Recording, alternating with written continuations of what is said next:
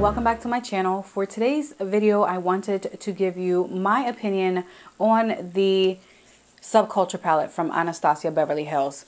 So I guess as you can see, you can kind of get a gist of what I'm going to be saying for this palette. But if you want to get my on-camera thoughts on this palette, of course, just keep on watching. Okay, so here's my take on the Subculture palette from Anastasia Beverly Hills. Whew, let's get started. So with every eye look, I always start with my Essence I Love Stage Primer. It is a very affordable primer you can get at Ulta. So that is usually always what I use when I'm putting any kind of eyeshadow on.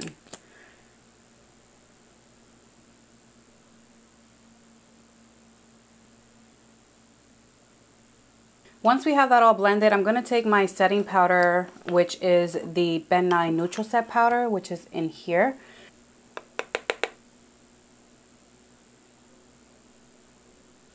I'm going to start this eye look with the shade Dawn.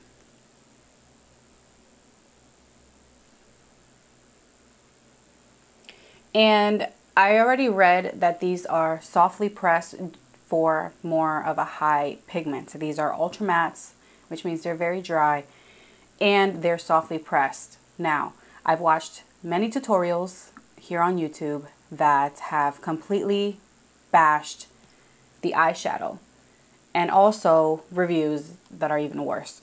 So I wanted to give it a fair shot because with my Modern Renaissance palette, the Cypress Umber shade, which is the darkest shade in the palette, I really need to press just so lightly on there to pick up product and give me the amount of pigment that I do want in that eyeshadow. So I'm already familiar with Modern Renaissance. I know I've watched that it is not as powdery as this palette, but I will use it as I usually use any of my other palettes. I don't, go in and swirl. I typically just press. Now, if you can see, it definitely does have some fallout, but I feel like every eyeshadow that I have used has some kind of fallout. So the brush is pretty coated. So let's do this. So I'm just going to start blending that. This is going to be my transition shade. Yeah, it's definitely powdery. My biggest concern is the changing of colors that I have watched. So you can probably not even see this shade, but I like to start off with a shade like that just to make sure that my blending is easier a little bit later. So I'm taking this smaller brush here. This is the M433 from Morphe, and I'm going to take, I honestly don't know what look I'm doing today, but I'm going to take the controversial shades, which was Roxy was another shade.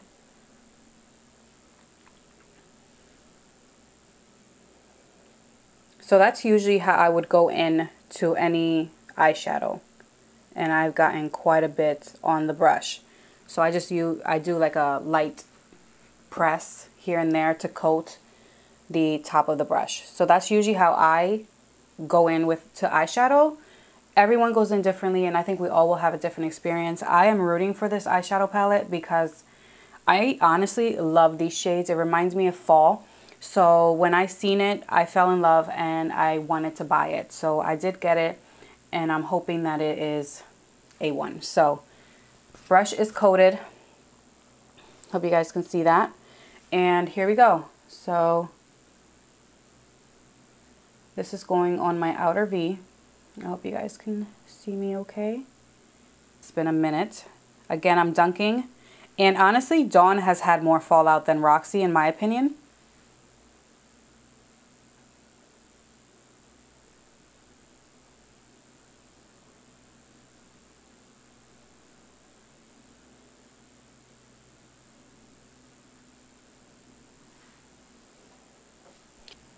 The pigmentation is really good. But yeah, you can definitely see that there is fallout. And the fallout did get on the cube eyeshadow. If you can see there, I'm not sure. But Dawn has definitely given me more fallout than Roxy. So this is the second press in there.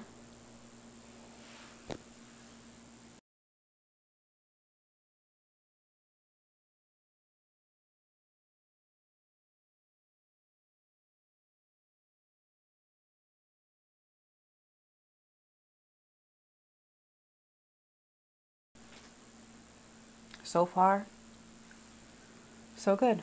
Oh, I do have fallout right here. I just swiped it, as you can see there. That is why I always do my eyes first. I feel like, I don't know how many times I have said that to people. Why do you do your eyes first? Because of this. Okay, so next I'm taking Fudge, which was another like huge controversial color. And again, I just did a light firm press on it. And you can see the kickback that it has. Again, it's nothing like what I saw in the videos. It looks like a normal, this looks like Cypress Umber right now, the way that the kickback happens. I am totally okay with fallout. My problem would be the shift of shades. So we'll see. So again, it's coated. And we're going just on this lower, you see that pigment? I mean, if I had to pick pigment over fallout, I'd do it in a heartbeat.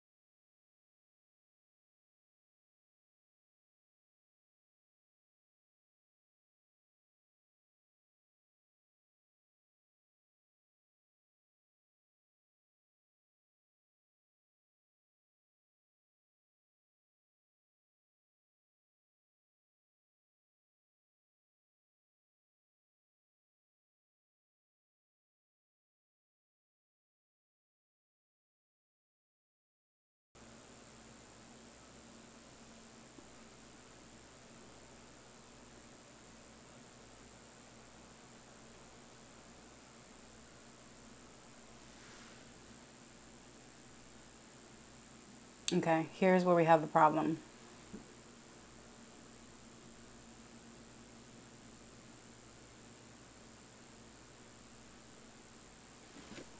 This unevenness happening right here. I do see where that darkness is starting to happen right there. It's like a line. I hope you guys can see that as well. I tried to use my best lens for this video so you guys can really see what's happening. So Fudge really did a number on this look. Let's keep it going. So I'm going to go back in with Roxy. Which shadow brush should I use? I think I use this one. So I'm going to go in with Roxy again. And I'm going to just blend the edges.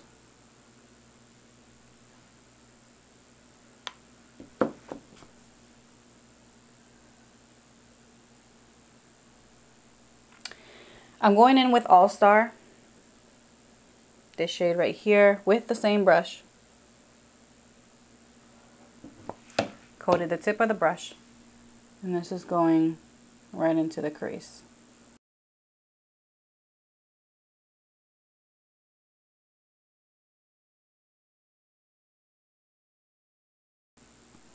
Can you guys see that line?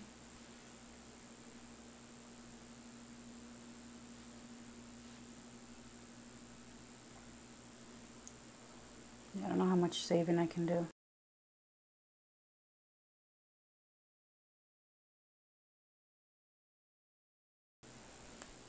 This eye is really upsetting me. This one looks worse than this one. Even though you can definitely see there's an issue here as well. Alright, I'm going in with Rowdy. With the same brush. And I'm going to go right in there as well.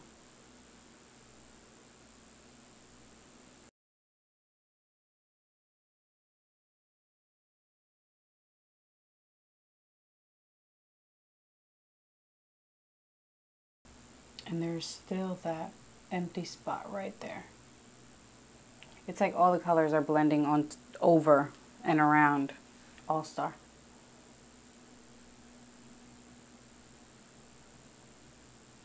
So I'm like packing and then blending.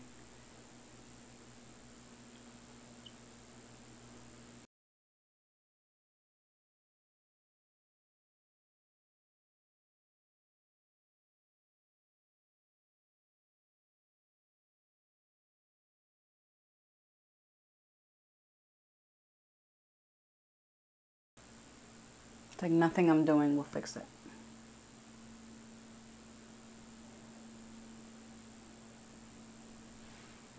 That is the darkest color. It's like not going in.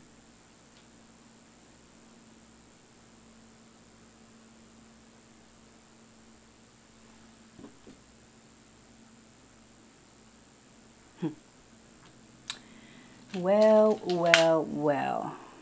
Taking some All-Star.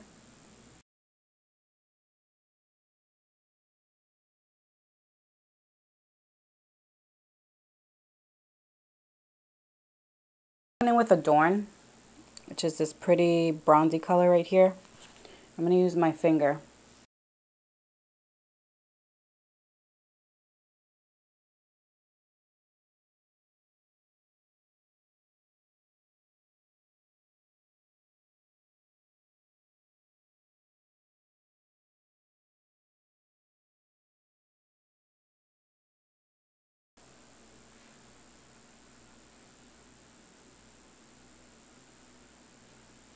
This is so upsetting.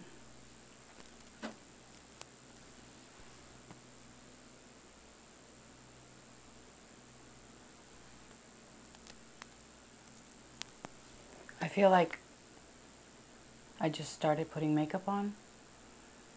I'm like, I don't know how to blend.